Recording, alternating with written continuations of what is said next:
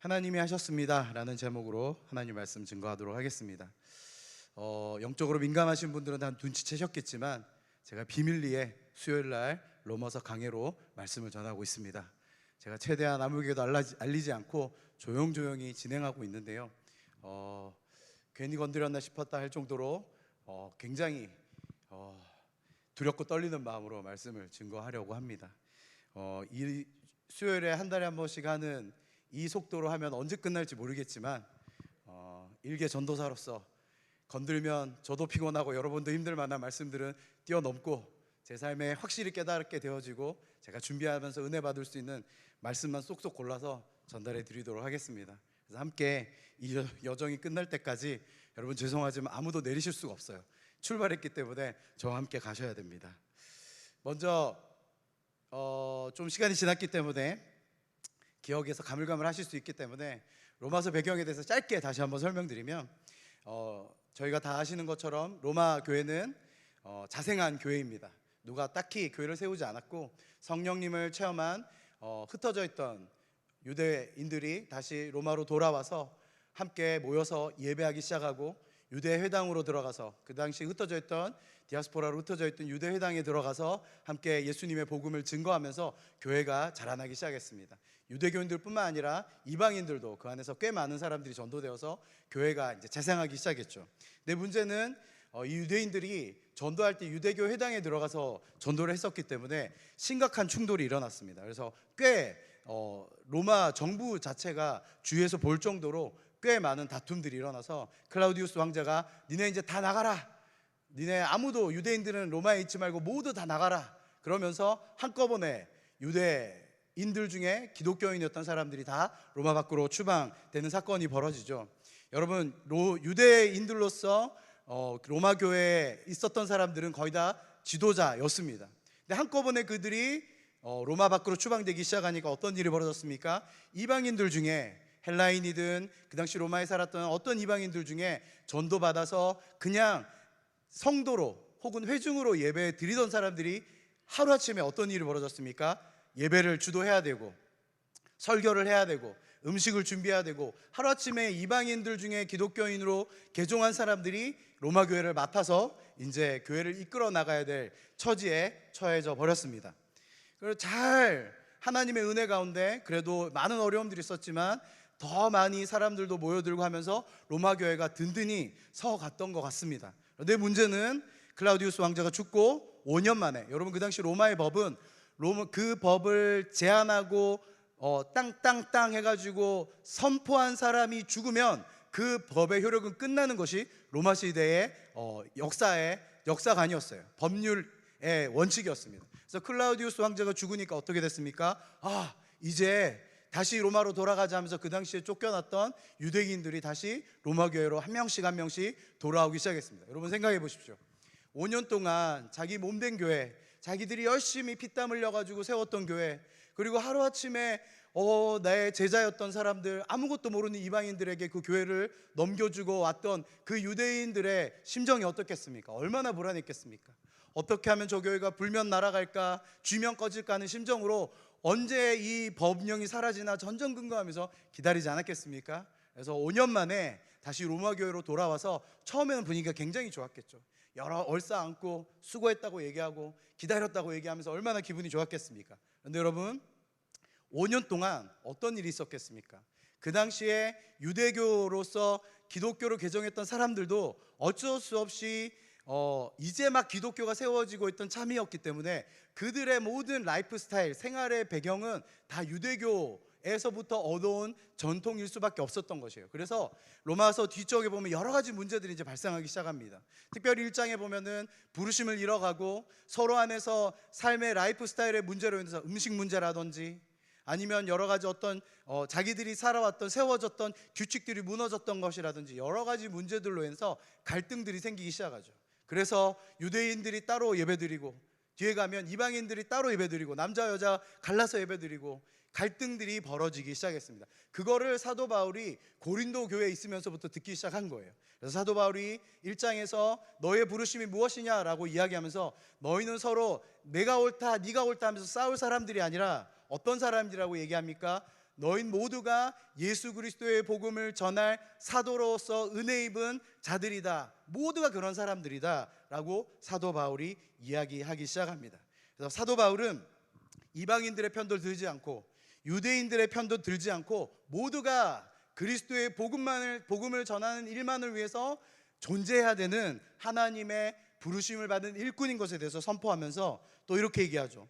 내가 너에게 신령한 은사, 성령으로부터 오는 우리를 강하게 하고 견고하게 하는 은사를 전해주고 싶은데 그것이 무엇이냐라고 말하면서 복음을 너에게 알려주기 위해서 로마로 가고 싶다, 이렇게 이야기하죠. 이것이 1장 전반부의 내용입니다. 그리고 나서 저희가 방금 읽은 16절부터 18절 말씀에 사도 바울이 이렇게 선포하면서 시작하죠. 나는 복음을 부끄러워하지 않는다라고 선포하고 있습니다. 여러분, 복음을 부끄러워하지 않는다라는 게 바꾸어 말하면 어떤 뜻일까요? 나는 이 복음이 자랑스럽다라는 얘기죠. 내가 유대인에게도 헬라인에게도 모든 민족에게도 심지어 로마에게 있는 모든 사람에게도 다 전할 만큼 자랑스러운 그 한 가지가 있는데 그것이 바로 복음이다 라고 선포하고 있습니다.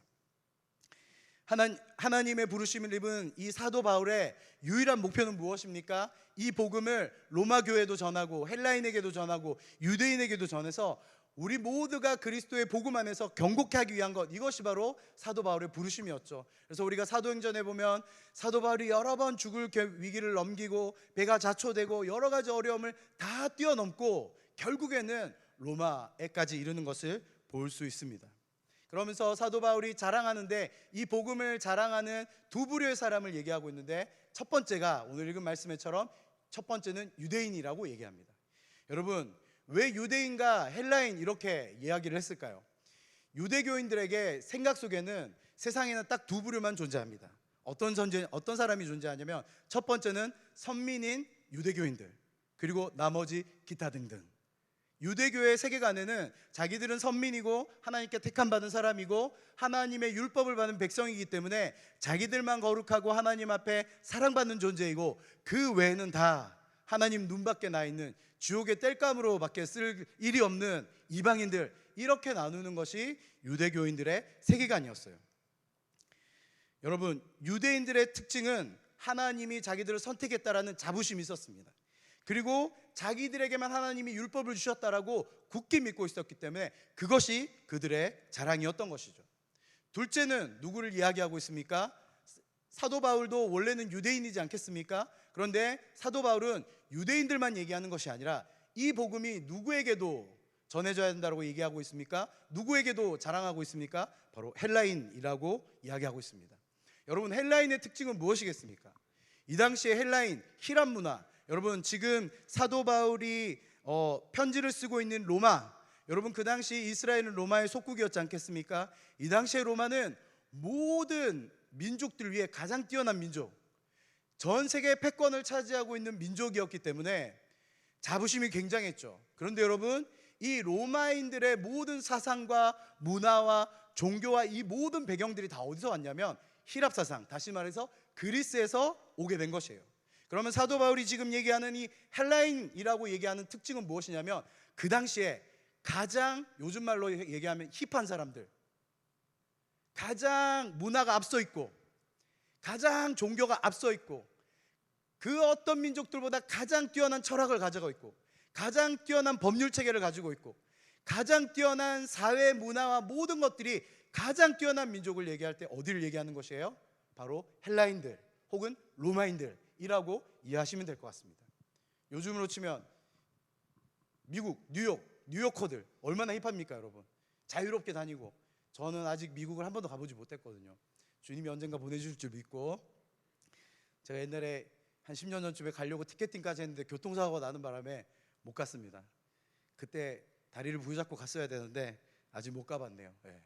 여러분, 헬라인이라고 하면은 특징은 무엇입니까? 가장 뛰어난 모든 민족과 모든 문화와 배경과 사상과 심지어 건축과 군대와 모든 것이 뛰어난 가장 자부심을 가질 만한 문화, 바로 헬라인이라고 이야기할 수 있겠습니다. 그렇다면 사도 바울은 왜 이 두 부류의 사람을 끌어와서 설명하고 있겠습니까? 지금 로마 교회의 상황을 생각하셔야 됩니다. 여러분, 아까도 얘기했듯이 5년 동안 죽을 고생을 해가지고 교회를 일구고 부흥시킨 이방인으로서의 기독교인들, 그리고 5년 동안 이 로마 교회를 바라보면서 중보기도 하면서 언제 돌아갈까 하면서 두근두근한 마음으로 기다렸다가 돌아온 사람들 합쳐가지고 좋은 시너지가 났으면 좋을 텐데 안타깝게도 그러지 못했죠. 여러 가지 문제들, 먹을 음식들을 가지고, 여러분 유대인들은 어떤 음식만 먹습니까? 어떤 고기만 먹습니까? 유대 율법에 의해서 처리되어진, 도축되어진 고기인, 그걸 코셔라고 하죠. 그런 음식들만 먹는 사람이었어요. 그래서 같이 먹으려고 갔는데 고기가 나와 있는데 이게 어떤 고기인지 모르는 거예요. 이게 신전에서 왔는 건지 코셔로 처리된 음식인 건지 알 수가 없는 거예요. 그러니까 모든 주님 안에서 하나 되는 것이 아니라 사사건건 이런 여러 가지 문제들 때문에 함께 할 수가 없는 거죠. 여러분, 몸과 마음이 멀어지면 어떻게 됩니까? 눈에서 사람이 멀어지면 어떻게 돼요? 서로 멀어질 수밖에 없는 것이죠. 그래서 로마 교회 그 안에 유대교인들과 이방인으로서의 기독교인, 이 두 부류 안에 여러 가지 갈등과 어려움이 생겼기 때문에 사도 바울이 그 누구의 편도 들지 않고 이 두 부류를 다 끌고 와서 서로 분열되어 있지 않고 무엇으로 통일되게 하는 것입니까? 오직 십자가 그리스도의 복음으로 말미암아 너희가 하나 되어야 된다라고 이야기하면서 복음을 자랑하고 있는 것이죠. 유대인들에게 이렇게 말하는 것이에요. 너희가 가진 선민의식도, 너희만 가졌다가 말하는 율법도, 그 어떤 것도 너희를 구원할 수 없다. 너희를 구원할 수 있는 것은 오직 그리스도의 복음뿐이다라고 이야기하는 것이고, 똑같이 이방인에게도 이렇게 말하는 것이죠. 헬라인 너희가, 이방인인 너희가 아무리 뛰어난 정치 체계를 가지고 있고, 아무리 뛰어난 지식을 가지고 있고, 아무리 많은 재산과 수많은 군대를 가지고 있다 할지라도 그것으로 너희가 구원받을 수 없고, 무엇으로만 구원받을 수 있다고 말씀하시는 겁니까? 오직 예수 그리스도의 십자가의 복음으로만 구원받을 수 있다라고 선포하고 있는 것입니다. 우리에게 적용하면 이렇게 생각할 수 있겠죠. 우리가 아무리 4대째 5대째 기독교인 집안이고, 내 어머니 아버지가 사역자시고 장로님이시고 직분자이시고, 아무리 그런 배경을 가지고 있다 할지라도 우리가 십자가의 복음을 통과하지 않으면 하나님의 능력을 맛볼 수 없다는 것과도 똑같은 말씀인 것이죠. 반대로 또 우리가 아무리 많은 재산을 가지고 있고, 아무리 당대 석사, 박사, 미국에 유학을 갔다 오고, 아무리 좋은 배경을 가지고 있다 할지라도 우리가 예수 그리스도의 십자가의 복음을 통과하지 못하면 그것은 우리에게 그 어떤 것도 하나님의 능력을 나타낼 수 없다. 이것을 말하고 있는 것이 바로 사도 바울, 우리가 읽은 17절의 말씀인 것입니다. 사도 바울은 유대인들이 가진 율법도 아니고 이방인들이 가진 최신이자 최고의 문화와 정신이 아닌 오직 복음으로만 하나님의 구원을 얻을 수 있다라고 분명하게 못 박아서 말씀하고 있는 것입니다. 그리고 17절에 넘어와서 이렇게 말씀하시죠. 복음에는 하나님의 의가 나타나서 믿음으로 믿음에 이르게 하나니 기록된 바 오직 의는 믿음으로 말미암아 살리라 함과 같으니라. 할렐루야. 여러분, 17절 말씀에 복음에 무엇이 나타났다라고 말씀하고 계십니까? 무엇이 나타났다고 말씀하세요? 하나님의 의가 나타났다라고 말씀하고 있습니다. 여러분, 유대인들이 물론 이제 구약 전체를 살펴보면 유대인들이 말로만 하나님의 의, 하나님의 공의, 하나님의 의를 나타내고 하나님의 의대로 살고 하나님의 의 안에 들어가기를 원하고 있지만, 그래서 여러분, 북이스라엘과 남유다가 멸망한 이유가 뭐예요? 하나님의 의를 거스르고 자기 뜻대로 살았기 때문에 그들이 멸망했지 않았습니까? 그런데 여러분, 어쨌든 간에 그 구약 전체를 살펴보면 유대인들의 모든 관심사는 항상 어디에 초점이 맞춰져 있냐면, 내가 어떻게 하나님의 의를 얻을 것인가, 내가 어떻게 하나님의 의에 이를 것인가, 이것을 정말로 많이 고민하고 많이 사모하고 했던 것을 우리가 살펴볼 수 있습니다. 여러분, 구약에서 하나님의 의에 이르고 하나님의 의 안에 들어갈 수 있는 유일한 방법을 하나 설명하고 있는데요, 그것이 뭐냐면요, 율법을 완벽하게 지키는 것입니다. 처음에 모세가 준 그 십계명으로부터 출발한 그 율법이 바리새인들과 여러 율법학자들을 통해 가지고 세세한 원칙들로 다 쪼개어져 가지고 수백 가지 지켜야 될 그 모든 기준들을 다 지켜 행하는 사람을 하나님께서 의롭게 여기신다라고 그들은 믿고 있었습니다. 근데 여러분, 문제는 무엇입니까? 유대인들 중에 그 어떤 사람이라도, 단 한 사람도 하나님의 율법을 완전하게 지킬 수 있다 없다? 아무도 없었습니다. 그래서 로마서 3장 23절에 이렇게 말씀하시죠. 모든 사람이 죄를 범하였음에 하나님의 영광에 이르지 못하더니. 여러분, 모든 사람이 죄로 인해 하나님과 멀어지고 의를 잃어버린 상태가 되었다라고 로마서 3장에 못 박아서 말씀하고 있습니다. 의를 잃어버린 상태는 무엇을 얘기하는 것입니까? 즉 죄로 인해서 하나님과의 관계가 깨어지고 하나님의 의에서 벗어나서 불의한 상태가 되었다는 것을, 하나님의 의를 잃어버렸다고 하는 것이에요. 그걸 더 쉽게 설명하면, 신학적인 표현으로 표현하면 이렇게 표현할 수 있습니다. 죄 있는 자는 불의한 자인 것입니다. 죄인은 불의한 자고, 불의가 임하게 되면 18절 우리 함께 좀 같이 읽어보도록 하실까요? 로마서 1장 18절 함께 읽어보겠습니다. 시작. 모든 경건하지 않음과 불의해야 되어 하늘로부터 나타나나니. 여러분, 죄의 결과, 죄로 인해서 하나님의 의에서 벗어난 결과가 무엇이라고 이야기하고 계십니까? 하나님의 진노가 쏟아진다라고 말씀하고 계시죠. 여러분, 유대인들이 가장 두려워하는 것, 유대인들이 가장 걱정하는 것은 무엇이냐면, 죄로 인해서 하나님과 멀어지고 그 불의한 상태가 되어서 하나님의 진노가 쏟아지는 것, 이것이 유대인들이 가장 걱정한 것이라고 이해하셨으면 될 수 있겠습니다. 여러분, 하나님의 진노가 임하는 이유는 간단합니다.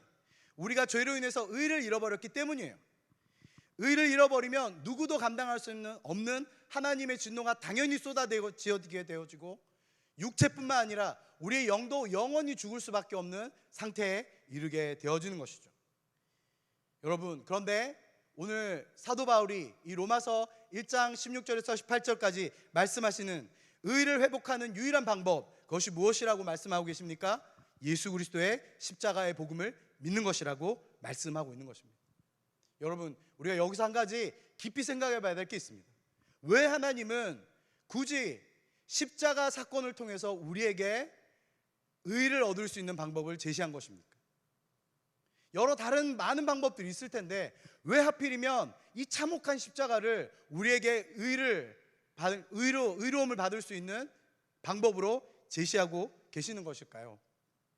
여러분, 다 아시는 것처럼 십자가는 정말로 참혹한 형벌이었습니다. 로마 역사상 정식 재판에 회분돼서 십자가형을 받은 사람은 100명을 넘지 않아요.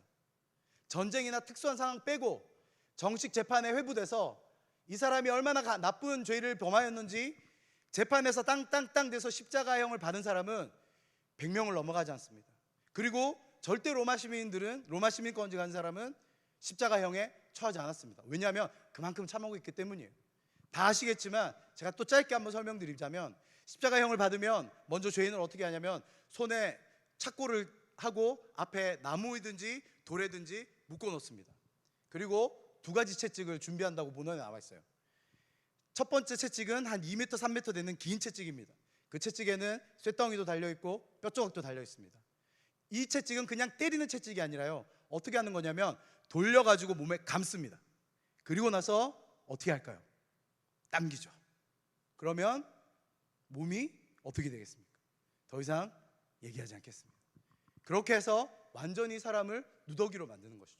그리고 두 번째 채찍을 또 치는데요, 그 다음에는 밟아서 눕혀놓고 짧은 채찍, 한 1m, 1.5m 채찍, 이 채찍은 여러 갈래로 갈려져 있고 똑같이 쇳조각과 뼈조각이 달려 있습니다. 어떻게 하냐면 이 채찍은 사람을 찢어 놓는 거죠. 휘두르면서. 이게 십자가의 형틀입니다. 근데 거기서 끝나는 게 아니죠. 어떻게 합니까? 완전히 발가벗겨서 숨이 완전히 끊어질 때까지 매달아 놓는 것, 이것이 바로 십자가의 형벌이었습니다. 왜 하나님은 우리가 불의한 자가 의를 다시 얻고 죄 있는 자가 하나님 앞에 용서받고 회복되어지고 새롭게 되어지는 방법을 왜 십자가로만 설명하고 있을까요? 여러분, 사도 바울은 특이하게 그가 쓴 많은 서신서에 보면 구약의 많은 내용들을 차용하는데 그 중에 하나가 뭐냐면 제사라는 단어를 굉장히 많이 언급한다는 것이에요. 여러분 잘 보십시오. 사도 바울은 예수님의 사도로 부르심을 받아서 유대교의 전통을 따르는 것이 아니라 무엇을 따라하고 있습니까? 예수 그리스도의 복음을 따라서 행하고 있는데, 그가 차용하는 많은 내용들 중에 제사라는 이 개념을 많이 갖고 온데, 이 제사라는 개념은 어디서 온 개념이겠습니까? 구약에서 가지고 온 개념이에요. 왜 우리가 이 제사라는 것을, 사도 바울이 왜 이것을 신약 시대에 와서 언급하고 있는가? 그 이유는 무엇이냐면, 이 제사라는 것을 통해서 모든 이스라엘 백성들, 죄가 있어서 하나님과의 관계가 끊어지고 불의했던 사람이 의롭게 되어질 수 있는 유일한 방법이 하나가 있는데, 그것이 뭐냐면 바로 구약시대의 제사 방법이었기 때문이에요. 레위기 1장 1절에서 9절까지 우리 함께 같이 읽어보도록 하겠습니다.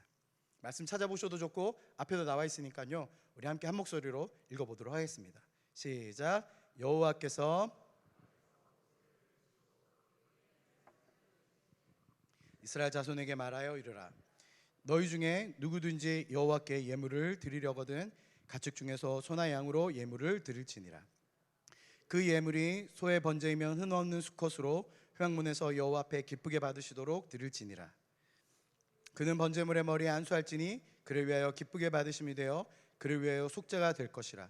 그는 여호와 앞에서 그 수송아지를 잡을 것이요 아론의 자손 제사장들은 그 피를 가져다가 회막문 앞에 제단 사방에 뿌릴 것이며, 그는 또 그 번제물의 가죽을 벗기고 각을 뜰 것이요 제사장 아론의 자손들은 제단 위에 불을 붙이고 불 위에 나무를 버려놓고, 아론의 자손 제사장들은 그 뜬 각과 머리와 기름을 제단 위에 불 위에 있는 나무에 버려 놓을 것이며, 그 내장과 정강이를 물로 씻을 것이요 제사장은 그 전부를 제단 위에서 불살라 번제를 드릴지니 이는 화제라 여호와께 향기로운 냄새니라. 여러분, 이 번제는 구약시대에 누구든지 죄 있는 자들은 남자든 여자든 빠짐없이 하나님 앞에 제물을 가지고 나와서 태워가지고 죄사함을 받는 제사였습니다. 제가 선교단체에서 오랫동안 사역하면서 제주도에서 10년 정도 사역할 때 제가 2번 봤습니다. 제가 섬겼던 제주 열방대학 안에 성경연구학교라는 학교가 있는데요, 9개월 동안 성경만 연구하는 학교예요. 그 학교가 이제 여러 가지 그 말씀들을 쭉 공부하다가 레위기 차례가 딱 이르면 실제로 어떻게 하냐면 옷을 한 번만 입힙니다. 광야 체험을 하게 하거든요. 임의로 옷을 한 번만 입히고 일주일 내내 그것만 입게 만들어요. 그러니까 최대한 말씀대로 한번 살아보게 만드는 거죠. 그리고 나서 이 레위기가 시작하기 전부터 어떻게 하냐면 제주도에 여러 목장이 있지 않습니까? 거기서 양을 한 마리 사옵니다. 그리고 나서 흠이 있는지 없는지 늘 잘 보살피면서 이름을 붙여주고 먹이를 주면서 거기서 키워요. 그리고 나서 이제 이 레위기가 끝날 때, 레위기 공부가 끝날 때 그 여러 가지 이제 나무로 제작하고 쇠로 제작해가지고 성막처럼 만들어 놓고 실제로 양을 잡아서 번제 드리는 걸 합니다. 제가 2번을 봤거든요. 저는 SBS 학생이, 성경연구학교 학생이 아니었기 때문에 직접 참석하지는 못하고 제가 예배를 책임지고 있었기 때문에 같이 이제 단계 밟아보면서 찬양 인도하면서 그 시간을 이렇게 지나면서 제가 2번을 경험했거든요. 처음에는 굉장히 은혜롭습니다. 여러분, 혹시 양이 죽는 거 보신 적 있으세요? 진짜로 양은 말 한마디 하지 않고 죽어요. 끌고 가면 끌려갑니다. 눕히면 누워요. 제가 어렸을 때 저희 할아버지가 흑염소 농장을 하셨는데요, 염소 죽는 걸 제가 본 적이 있거든요. 염소는요, 나 죽나 이러고 죽어요. 모든 동네 사람들이 다 알 정도로. 땡기면 절대로 끌려오지 않습니다. 눕히면 절대로 눕히지 않아요. 막 들이받고요, 너무 힘들게 죽어요. 그런데 양은 끌고 가면 끌려갑니다. 그리고 눕히면 누워요. 동맥을 찌르면 그냥 퍼들퍼들 거리다가 피가 쏟아지면서 죽죠. 제가 그걸 2번을 봤는데요, 여러분, 제사에 오늘 읽은 이 레위기의 1장 1절에서 9절까지 말씀에 전체를 축약해 보면 제사의 6단계가 나옵니다. 첫 번째 단계가 무엇이었습니까? 제물을 가져오는데 조건이 있죠. 어떤 조건입니까? 다른 어떤 조건도 다 괜찮아요. 양도 되고 소도 되고 뭐 돈 없는 사람은 비둘기도 되고 심지어 가루도 돼요. 상관없어요. 어떤 제물이든 중요한 건 뭐예요? 흠이 없어야 됩니다. 흠이 없어야 되고 돈을 주고 사면 안 돼요. 자기의 삶이 묻어 있어야 되는 것이죠. 그리고 그 흠 없는 제물을 회막으로 가지고 나오는 것, 이것이 첫 번째 단계입니다. 그리고 나서 어떻게 하냐면 제물을 가지고 온 사람이 2손으로 제물의 머리에다가 안수를 하고 죄를 전가시키는 거죠. 이제부터 이 양, 양이라고 치고, 뭐 소든지 양이든지 양이라고 치고, 이 양은 더 이상 그냥 동물의 양이 아니라 그때부터 이 양을 제물로 바치기에 가지고 온 사람이 되어지는 것이에요. 세 번째는 잡기, 이제 죽이는 거예요. 제가 아까도 말씀드렸다시피 양을 끌고 오는 것까지는 은혜롭습니다. 아, 예수님을 왜 어린 양에 비유하셨는가 이해할 것 같아요. 끌고 오면 끌려오고요, 눕히면 누워요. 아무 말도 안 하고 비명도 안 지르고 그냥 가만히 그 모든 죽음을 다 감당합니다. 근데 문제는 이 율법에 보면 양을 죽이는 세 가지 방법이 나오는데요, 제물을 죽이는 세 가지 방법이 나오는데, 첫 번째는 미간을 뚫는 거예요. 두 번째는 동맥을 끊는 것입니다. 세 번째는 심장을 한 번에 꿰뚫는 것이에요. 그러면 이제 그것마다 도구가 다 달라지는데 오늘 그거 얘기할 시간 아니니까, 이제 여기서부터 아주 놀라운 일이 벌어집니다. 여러분, 저희가 생각하기에 이 제사 얼마나 아름답고 얼마나 은혜스러운 것이겠습니까? 황소를 드림보다 진정한 노래를. 여러분, 근데요, 여기서부터 놀라운 세계가 펼쳐집니다. 여러분, 동물은 단번에 죽지 않습니다. 동맥을 끊잖아요. 피가 온 사방에 다 뿌려집니다. 미간, 머리뼈가 딱딱해가지고 절대로 뚫을 수가 없어요. 그러면 심장이 남았죠. 심장, 여러분 혹시 여러분 중에 소나 양의 심장의 위치가 어딘지 정확하게 아시는 분 계세요? 제가 2번을 봤는데 한 번에 뚫는 사람 못 봤어요. 찌르고 또 찔러야 돼요. 그때부터 사람들 몸에 온 피가 튀고요, 땀으로 범벅이 되고요, 막 사람들이 울기 시작하고요, 그 뒤에서 기다리는 사람들이 울기 시작하고, 그 호기롭게 동물을 잡으러 나왔던 사람은 그때부터 멘붕에 빠지기 시작합니다. 뭘 해도 즉사하지 않아요. 여러분, 예배는 절대로, 이 당시 구약의 제사는 절대로 아름다운 것이 아니었어요. 처참한 것이었습니다. 그리고 네 번째는 뭐예요? 가죽을 벗기는 거예요. 여러분, 동물 가죽 벗겨보셨습니까? 절대로 한 번에 벗겨지지 않습니다. 먼저 발목을 따고 발목에서부터 가죽을 벗겨 나가야 되는데, 문제는 뭐예요? 가죽 밑에 뭐가 있습니까? 지방층이 있어요. 그래서 이게 하다가 손이 미끄러지고 땀은 범벅되고 잘못해서 손 베이고, 하여튼 완전히 난리가 납니다.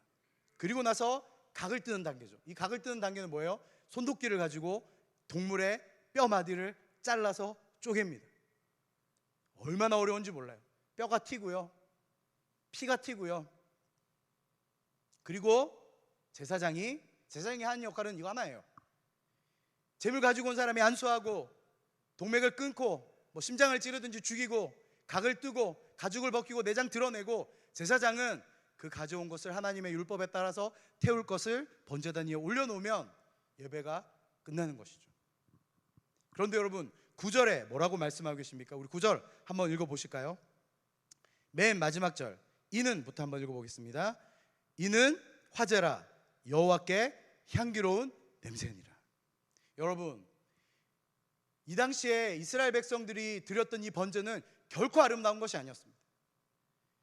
회막에 나와가지고 자기의 죄를 따라서 하나님 앞에 다시 한번 더 불의했던 자가, 죄로 인해서 하나님 앞에 의가 끊어졌던 사람이 의를 회복하기 위해서 제물을 가지고 나와서 동맥을 끊고 가죽을 벗기고 내장을 드러내고 각을 쳐가지고 불살라드리는 이 예배는요, 결코 아름다운 것이 아니었어요. 피 범벅이 되고 땀 범벅이 되고, 여러분, 이 과정을 통해서 알 수 있는 것이 무엇입니까? 죄가 얼마나 참혹한 것이 알게 되어지는 것이에요. 나 대신에 이 제물이 죽는 것이죠. 원래 내 죄는 이 동물처럼 내 동맥이 끊어지고 내 배가죽이 열어지고 내장이 드러나고 가죽이 벗겨지고 태워져야 용서받는 것인데, 나 대신에 누가 지금 그런 취급을 당하는 것입니까? 이 제물이 그 취급을 당하는 것이죠. 그러면서 하나님이 이 제사를 통해서 하나님과 이 사람과, 제물을 가지고 온 사람과, 그리고 이 제물을 동일시하기 때문에, 네가 이렇게 죽어야 되는데 제물이 대신 죽었기 때문에 내가 너희를 의롭다 칭해 주시는 것, 이것이 바로 구약시대의 번제였어요. 그래서 하나님이 이 엽기적인, 너무나 어렵고 피 범벅이고 시간도 오래 걸리고, 여러분, 이 양 한 마리 태우는 게요 30분, 40분, 1시간으로 되지 않아요. 반나절 이상 태워야 됩니다. 그러니까 여러분, 절기에 따라서 드리는 예배가 얼마나 어려운 예배겠어요. 하루 종일, 죄 지은 사람이 적으면 그나마 좀 덜한데 많다고 생각해 보십시오. 여러분, 그런데 저와 여러분이 오늘날 얼마나 은혜로운 예배를 드립니까? 만약에 오늘도 이 구약시대 예배처럼 우리가 예배 드려야 된다면 저와 여러분은 이 교회 나올 때 어떻게 해야 돼요? 소나 양 한 마리씩 끌고 오셔야 돼요. 제가 잡든지, 제가 잡는 게 아니죠. 여러분이 가지고 오시면 제가 지켜보든지 우리 목사님들이 도와주시든지 지켜보면서 그 재물을 동일시해서 하나님 앞에 의가 새롭게 의를 입는 그 모든 시간까지 지켜보는 것, 이것이 바로 구약시대의 예배였던 것입니다. 그러면 여러분, 하나님이 내 죄가 전가되어 재물이 처참하게 죽으면 하나님의 진노가 그때 제거되어지기 시작하는 거예요. 나에게 임해야 될 이 진노가, 하나님의 진노가, 죄의 결과로 인해서 나에게 임해야 될 이 죄의 진노가 누구에게로 전가되는 것이에요? 재물에게로 전가되어지는 것이죠. 여러분, 현대를 살고 있는 예수 그리스도가 우리를 위해 십자가에 죽으신 그 사건을 통과한 저와 여러분이 오늘날 드리는 예배는 어떤 예배입니까? 우리의 죄를 내가 마땅히 짊어지고 나에게 진노가 임해야 되는데 이 죄를 예수 그리스도에게 전가시킬 수 있는 유일한 방법은 무엇입니까? 여러분, 무엇으로 여러분의 죄를, 저의 죄를 예수님께 전가하겠습니까? 저의 학벌일까요? 여러분이 가진 재물일까요? 여러분이 가진 지식일까요? 아니면 저와 여러분의 아름다운 외모겠습니까? 무엇이겠습니까? 우리가 예수 그리스도께 우리의 죄를 전가시키는 유일한 방법이 한 가지가 있다면 그것은 바로 믿음뿐이라고 말씀하고 계시는 거예요. 그래서 18절에 뭐라고 말씀하세요? 의인은 믿음으로 사는 것이라고 말씀하시는 것이죠. 여러분, 우리가 내 삶에 마땅히 내 죄로 인해서 내가 감당해야 될 하나님의 진노를 예수 그리스도께 날마다 전가해서 예수 그리스도께 하나님의 모든 진노와 저주를 다 전가시키고 나는 그 십자가의 그늘 아래서 하나님의 진노를 피해가고 죽을 수밖에 없는 죄인인데 주님의 자녀로 되어지고 네가 아무것도 한 것 없지만 의인이다 라고 역임을 받는 것, 이것이 바로 예수님을 믿는 신앙일 줄로 믿습니다. 여러분, 저와 여러분이 이 십자가에, 그리고 그 참혹한 십자가에 달리신 예수님께 나의 모든 죄를 다 전가해서 하나님의 진노를 피해갈 때 우리가 할 수 있었던 게 무엇입니까? 저와 여러분이 한 행동이 뭐가 있나요? 예수님처럼 우리가 많이 맞기를 했습니까? 예수님처럼 모든 사람에게 다 배신당해 봤나요? 예수님처럼 발가벗겨지는 수치를 당하신 적이 있으신가요? 아니요. 저와 여러분은 아무것도 한 것이 없죠. 우리가 한 것은 하나, 단 한 가지, 내가 믿음으로 그 참혹한 십자가에 달리신 예수님을 향해 내 죄를 전가해 드리고, 그리고 그 십자가 그늘 아래 숨어서 그 십자가 그늘 아래 거해서 하나님의 진노를 피해가는 것, 이것이 바로 기독교 신앙의 가장 중요한 원리입니다. 그래서 어떠한 사람도 예수 그리스도의 십자가 앞에서 자기의 의를 자랑할 수 없다, 이것이 사도 바울이 말씀하는 복음의 가장 중요한 핵심 내용인 것이죠.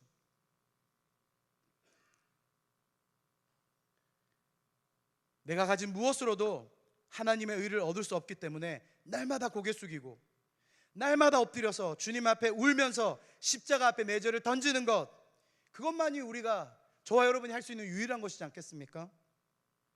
유대인이 가진 선민의식도, 그들이 자기들만 가졌다고 자랑하던 그 율법도, 그 어떤 것도 유대인들을 구원할 수 없었습니다. 최첨단을 달리던 그 당시 모든 유행을 선도하던 헬라인들도 그들의 가진 지식도 재물도 군대도 어떠한 것도 그들을 구원할 수 없었고, 오직 예수 그리스도의 십자가의 보혈만이 그들을 구원할 수 있었습니다.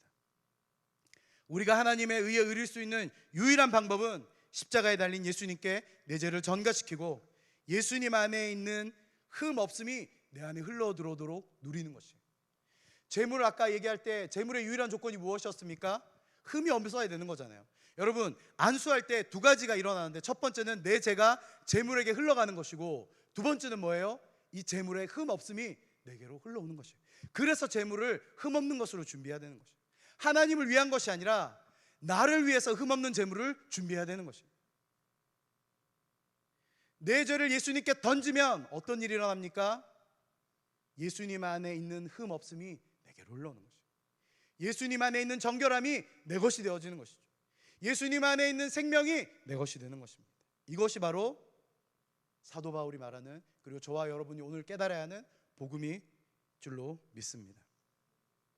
여러분, 사도 바울이 복음을 이야기하면서, 복음을 자랑하면서 첫 번째는 유대인과 이방인을 소환합니다. 내가 옳다 네가 틀리다 갈등 가운데서 방황하고 능력을 잃어가는 로마 교회를 향해서 너희가 한 게 아니라 오직 하나님과 예수 그리스도의 복음이 하셨다라고 선언하고 있는 것이죠. 5년 동안 우리가 세웠는데 니네 다 떠나 있을 때 우리가 다 했다라고 이야기하는 이방인들에게 너희가 한 것이 아니라 예수 그리스도의 복음이 하셨다라고 말씀하시고, 너희가 아무것도 모르는 상태에 있을 때 우리가 피땀 흘려서 교회를 세웠다, 그러므로 이 교회는 하나님의 말씀이 아니라 우리가 주장하는 바대로 흘러가야 된다라고 이야기하는 유대인들을 향해 너희가 한 것이 아니라 예수 그리스도의 복음이 하셨다라고 이야기하고 있는 것이죠. 신앙생활이 오래되어서 내가 무엇을 믿고 있는 건지, 나는 종교 생활을 하는 건지, 하나님을 믿는 건지 희미해져 가지고 있는, 내 삶의 신앙이 희미해져 가고 계신 분들이 계십니까? 제가 그런 분들께 도전하고 싶습니다. 다시 예수 그리스도의 십자가 복음 앞으로 돌아오십시오. 첫사랑이 희미해지고, 얼마 전만 해도 내가 뜨거웠는데 믿음 생활하면서 믿음 생활 이퀄 훌륭한 봉사, 많은 봉사 이렇게 생각하면서 여러 가지 일에 시달리고 습관적으로 교회 섬기면서 내가 과연 주님을 섬기는 건지 일을 섬기는 건지 길을 잃으신 분들이 계십니까? 제가 오늘 저녁에 여러분들에게 도전하고 싶어요. 다시 예수 그리스도의 십자가 앞으로 돌아오십시오. 이제 교회 생활에 익숙해져서 교회에서 여러 가지 큰 일꾼이 되고 이것저것 다 하고 딱 봐도 어떻게 돌아가는지 다 이해하고 다른 사람이 어떻게 신앙생활하는지 눈에 다 보이고 어떻게 얘기하면 이 사람을 아프게 할지 어떻게 얘기하면 이 사람을 힘들게 할지 다 눈에 보이는, 이제 슬슬슬 내 의가 고개 드는 분들이 계십니까? 제가 여러분 그런 분들에게 도전하고 싶습니다. 다시 예수 그리스도의 십자가 복음 앞으로 돌아오십시오. 여러분, 이 모든 것들은 하나님이 하셨습니다. 우리가 여기 나와서 예배드리는 것, 우리가 감히 입술을 열어서 주님을 찬양할 수 있는 것, 우리가 아무런 자격이 없고 십자가 예수님 달리실 때 아무것도 한 것이 없는 내가 여기 와서 시원한 에어컨 아래서 편안한 자리에 앉아서 주님을 예배할 수 있는 이 모든 것은, 거기에는 저와 여러분이 한 것 단 하나도 없습니다. 모든 것은 하나님이 하셨습니다. 할렐루야. 우리 옆 사람에게 이렇게 좀 선포하실까요? 주님이 하셨습니다. 주님이 하셨습니다. 여러분, 하나님이 하셨습니다. 하나님이 전부입니다. 이것이 예수님을 찐으로 믿는 사람들의 고백이고, 하나님의 복음을 날마다, 하나님의 복음의 능력을 날마다 맛보며 죄를 향해서는 죽고 하나님을 향해서는 살아있는 주님이 기뻐하시는 성도의 삶, 주님이 하셨습니다 라고 고백하는 것, 이것이 하나님이 기뻐하시는 놀라운 하나님의 성도의 삶이 일 줄로 믿습니다. 할렐루야. 우리 함께 주님 앞에 찬양하도록 하겠습니다.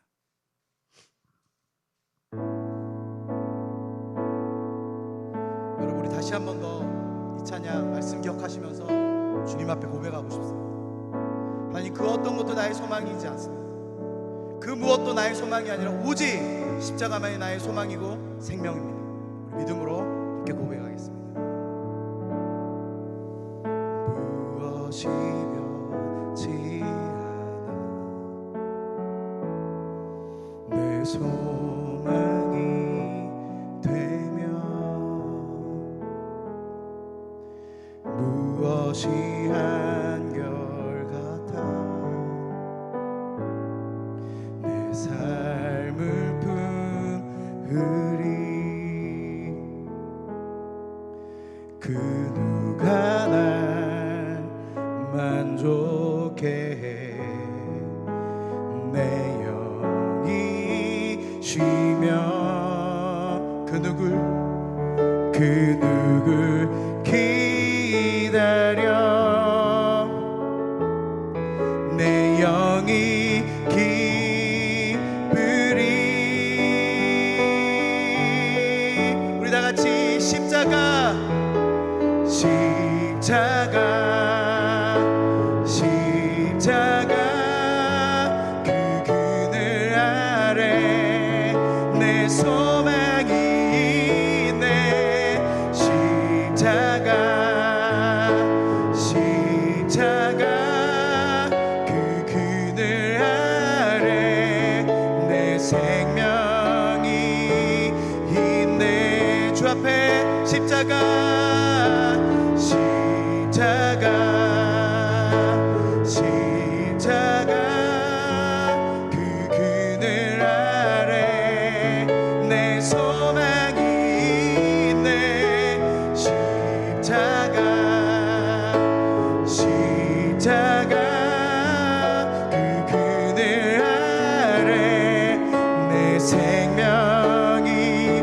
번 더 주 앞에 두 손 높이 들고 십자가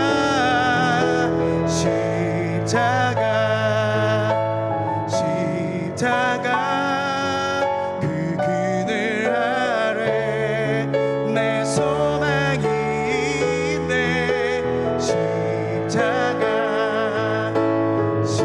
십자가 그 그늘 아래 내 생명이 있네.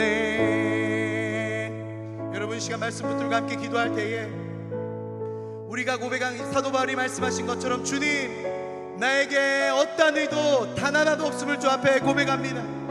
내가 주님 앞에 나와 예배할 수 있는 것도, 주님 앞에 의를 얻고 주님의 진노를 피해갈 수 있는 이 모든 공로는 오직 내게 있는 것이 아니라 예수 그리스도의 십자가의 보혈 안에 있음을 믿음으로 고백합니다.